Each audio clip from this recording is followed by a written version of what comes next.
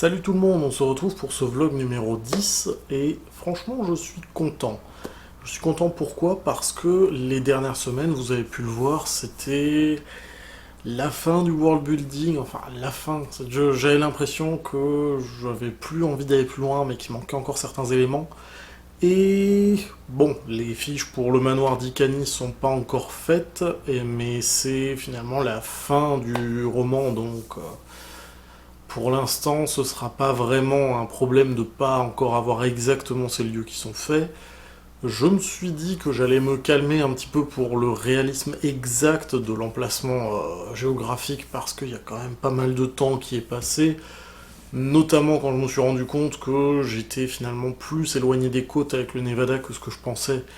Bah, je me suis dit oui, mais d'un autre côté, quand j'avais prévu l'ouvrage, je m'étais aussi dit que les côtes allaient être modifiées entre-temps, notamment avec très probablement la chute du Japon dans les fosses pacifiques, une large montée des eaux, ce qui fait aussi qu'il y aura une partie de la côte ouest des États-Unis qui aura reculé dans les terres. Donc je me suis dit je ne vais pas rechanger le numéro des quartiers, rechanger les descriptions de New Seattle dans son ensemble, j'ai laissé comme ça. Et du coup, bah, en ayant ça en tête, j'ai pu maintenant attaquer les dernières fiches la semaine qui vient de passer. Là, nous sommes mardi comme d'habitude, c'est plus simple pour moi d'enregistrer que de faire directement le dimanche soir ou le lundi. Et du coup, j'ai pu faire, oui, les dernières fiches objets et surtout, donc ça c'était mardi et j'ai encore pu écrire bah, samedi un petit peu, dimanche un peu aussi. Là, hier, lundi, j'ai pu commencer à écrire, ça a avancé encore nettement mieux, donc je me dis que l'entrée dans l'écriture vraiment se fait bien. J'espère qu'aujourd'hui ça va continuer de dérouler. Euh, Ma courbe elle remonte très très bien, je rattrape correctement le retard. Voilà, donc par rapport à cette semaine-là qui vient de se passer, donc la 10e semaine de l'année, celle du 8 au 14 mars, j'ai donc pu faire ces dernières fiches, j'ai pu écrire un petit peu plus de 1000 mots, et ça m'a amené à un total de 13 885, 855, je ne sais plus exactement, je sais que l'un des derniers chiffres était doublé,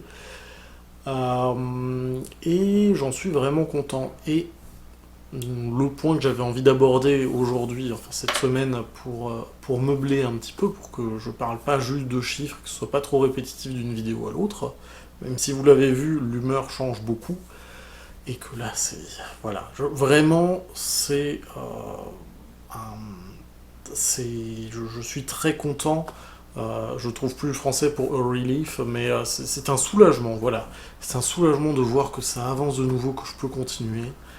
Et l'un des derniers objets que j'ai fait, donc qui m'a occupé le week-end, c'était la table du conseil. Parce que j'ai pas envie de spoiler le livre, mais l'un des groupes importants qu'on va avoir là-dedans, au niveau, c'est beaucoup axé autour de la stratégie des jeux de politique. Sans faire de la politique actuelle, j'avais pas forcément l'envie. Ça viendra peut-être dans les arcs préquels, mais voilà. Euh, L'un des groupes importants de cet ouvrage, c'est l'Ordre du Zodiaque, qui est une mafia qui occupe une bonne partie de la ville, enfin plusieurs quartiers, alors c'est vrai que la ville est encore nettement plus grande, mais il y a plusieurs quartiers qui ont été presque totalement abandonnés par les activités humaines à cause du pouvoir qu'ils exerçaient là-bas, et dans un petit bain de sang qu'il y a eu avant l'ouvrage en lui-même. Donc la population s'est délocalisée et on a vraiment un gros contre-pouvoir en présence avec cet ordre de la mafia qui est organisé en 12 clans qui suivent le zodiaque lunaire. Sachant que l'ordre a été un petit peu modifié sur la table, j'hésitais, c'est vraiment l'un des trucs, on est au tout début de l'ouvrage, j'ai pas envie d'assommer mes lecteurs avec des descriptions, donc là j'ai des descriptions qui sont faites très très détaillées, moi de mon côté, mais qui sont peu apparentes. J'avais hésité sur la 8ème version à mettre notamment des notes de bas de page, pour que le lecteur qui a envie de rester dans l'action un petit peu, de suivre, d'avoir un rythme un petit peu dynamique, puisse continuer juste avec le texte, et que ceux qui se demandent un petit peu plus finalement, mais à quoi ça ressemble, etc., aillent dans les notes de bas de page. Moi personnellement, je sais que même quand j'ai envie de suivre un petit peu la dynamique, j'irai lire toujours toutes les notes de bas de page partout. Je le vois là quand je suis en train de lire les comics d'Avatar, voilà. Euh, voilà, donc j'ai abandonné cette idée de mettre des notes de bas de page. Donc les descriptions resteront plus, je vais pas dire vagues, mais ni même superficielles. Mais j'irai pas dans le détail exact de ce qu'il y a sur la table pour représenter les 12 clans, dans quel ordre ils sont exactement. Ça ne sert pas finalement l'histoire. Par contre, c'est des choses, c'est des fiches que je vais garder moi très détaillées de mon côté pour peut-être un jour faire un ouvrage à part qui sera l'encyclopédie finalement de toute cette saga.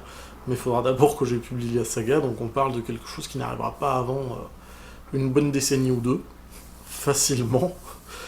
Je veux dire, même si maintenant le fait d'avoir réussi le premier volume cette année, correctement, proprement, etc., faisait que l'année suivante j'arrivais encore à faire le deuxième propre sans avoir à reprendre de nouveau 7 ans pour mettre au propre, trouver un style, etc.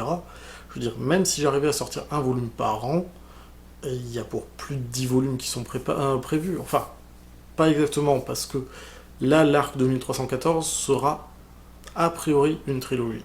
Si je laisse pas les personnages secondaires essayer de rajouter de la matière à chaque itération, normalement, on devrait pouvoir s'en sortir en 3 volumes. Mais il y a d'autres parties de notre futur que j'ai envie de... Enfin, du futur que moi je vois, que j'ai envie d'explorer, que j'ai envie de narrer, etc.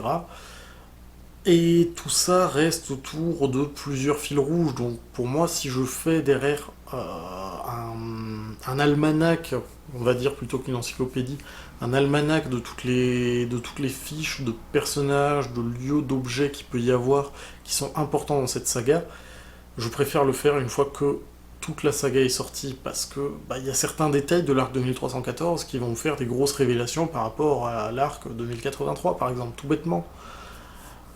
Tout ce qui va se passer au 22e siècle et même début du 23e, euh, on peut le déduire finalement on peut extrapoler dessus en fonction de ce qui se passe au 24e siècle. Mais quand on explique dans le détail, vraiment le détail de tout ce qu'il y a comme relations, interactions, etc. du 24e siècle, c'est plus juste de l'extrapolation, ce qui va se passer au 21e, 22e, 23e. Donc, si je sortais déjà un almanach là-dessus, il y a beaucoup de personnes qui seraient en capacité de voir exactement ce qui va se passer dans les premiers arcs, et du coup, en lisant le début, d'être déjà spoilé parce qu'ils connaissent cet almanach. Donc, vraiment, si je fais ce genre d'ouvrage-là, ce sera fait tout à la fin. Voilà, j'avais plutôt prévu de parler d'héraldique, vu que sur la table, il y avait les blasons de chacun des 12 clans. Mais je vois que la vidéo a déjà duré 8 minutes, donc je vais en rester là. Et bon, vous connaissez les messages habituels, moi j'aime pas trop le répéter à chaque fois, je trouve ça un petit peu lourd. Mais bon, si vous pouvez m'aider un petit peu à gagner en popularité sur la chaîne, ça me fera très plaisir. Voilà, je compte sur vous, et puis je vous dis à dans 4 jours ou une semaine. Je ne sais plus en fait exactement au moment où sort cette vidéo si on est déjà de nouveau bien à jour sur les sorties ou pas. Je crois que non et que ce sera à partir de la semaine prochaine. Mais normalement, d'ici à ce que vous voyez cette vidéo, il y aura déjà une digression assez imposante qui sera en cours de préparation et qui devrait permettre de garder à peu près pratiquement 2 vidéos par semaine comme rythme pendant encore un certain temps, parce qu'il y aura aussi un retour de campagne, bien entendu, celui de mars. Voilà, le programme reste chargé, je vais essayer de pouvoir avancer dans l'écriture quand même, malgré toutes ces vidéos, parce que ça demande quand même un petit peu de montage. J'essaye vraiment d'améliorer la qualité niveau du son, on m'a fait un retour là par rapport à des coups sur le micro. C'était l'un des chats qui s'est baladé dans le trépied, je ne me suis pas rendu compte au montage, vraiment je ne l'ai pas entendu, les à-coups que ça faisait. J'espère que vous n'êtes pas trop nombreux à m'écouter avec un casque, et sinon, à l'avenir, évitez peut-être, tant que vous n'êtes pas sûr que que je sois devenu plus compétent pour le montage sur le son et pour nettoyer les bruits. Voilà. Salut!